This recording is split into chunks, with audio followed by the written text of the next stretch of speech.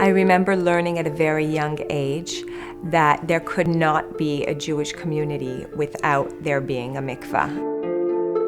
Masada, when they barely had any water, they were fighting for their lives, and they discovered 2 mikvahs. My grandmother, my great-grandmother would go in the middle of the night and have to break the ice down the well, but they still did it. It was non-negotiable. Every single dish, every single glass, every single piece of silverware went into the mikvah. There was just no question about it. Wherever we are throughout history, mikvah has been center stage in Jewish life. Always very private, but always there. If a community doesn't have enough funds for a mikvah, a Torah, and a synagogue, mikvah takes precedence over all of them. Jewish life cannot go on without a mikvah. It wasn't enough just to build a mikvah. This had to be the nicest mikvah. But thank God, with the help of the community, the support of the entire community, we persisted, and we opened the mikvah.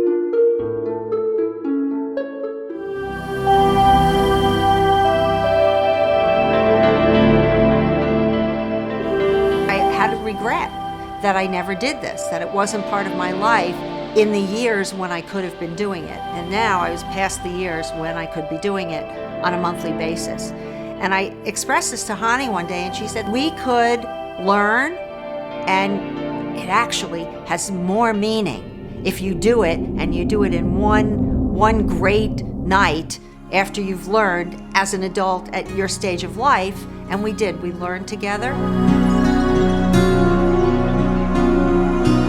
Mikvah is there actually to be the beautiful sustenance that nurtures the garden of marriage. The whole dynamic of marriage is 2 individuals who remain individuals, who rediscover each other. It's like a fiery relationship, which is really the Hebrew word for Isha and Isha is Eish and Eish, fire and fire, because it's the love, it's the attraction. If you only have Eish and Eish, Ish and Isha, man and woman, then they consume each other. But when you add the Yud in the Ish, in the man, and the Hey, and the Isha, which is God's name, you're bringing Hashem into the picture, you're creating that healthy sense of boundaries and respect. What makes it a mikvah? Its connection to natural waters. There are waters that are untouched by human fingerprints. They come straight from heaven through rainwater into a pool of water adjacent and touching the mikvah pool. Natural waters are never ending. They don't dry up. This is what we're tapping into, this reservoir of unending energy from Hashem. And the Hebrew word for dipping in the mikveh is tevilah, which if you turn the letters around comes from the word bitul. But the idea of immersion, total immersion, and reconnecting, going back to the source of life. Only God has the ability to create life. And who did He give this potential to? Not the men, He gave it to the women. And that's why the woman is so close to Hashem. Because when she gives birth and she creates life, she is partners with Hashem.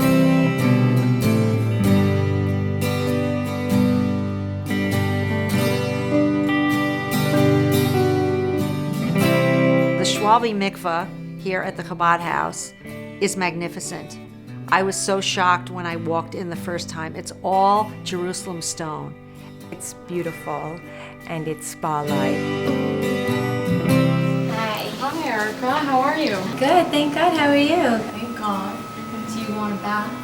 A bath, please. Okay. I'm a member, by the way. Oh, perfect. No problem.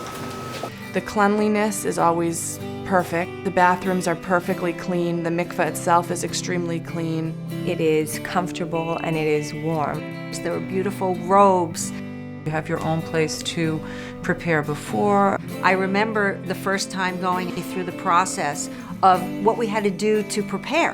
And it was serious. It wasn't anything casual, where I had to take off all my makeup and take off all of my nail polish.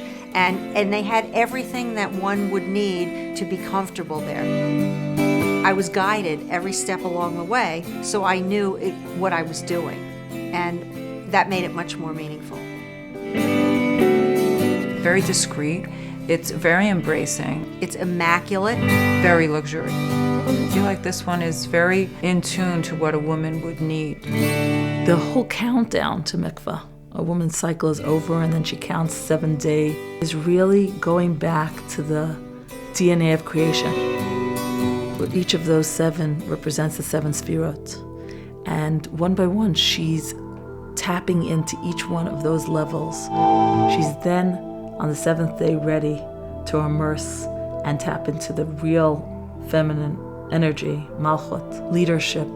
She is bringing that light that only she can bring. You feel very special when you go there. It's individualized, it's very personal, very holy. Everything is there to help a woman facilitate her experience, to be able to touch and tangibly feel the godly energy that surrounds her. The mikveh itself has a dome ceiling, which is painted like a sky, that it really facilitates a woman's prayers going straight up to Shamayim, to heaven, to pray for healthy children, an easy pregnancy, an easy delivery. Protecting the household, protecting your children, it's kind of like a Band-Aid. The mikvah is just a reminder that family is first and protecting our family. I can always close my eyes and picture it. And it was this beautiful, complete sense of belonging and freedom and joy.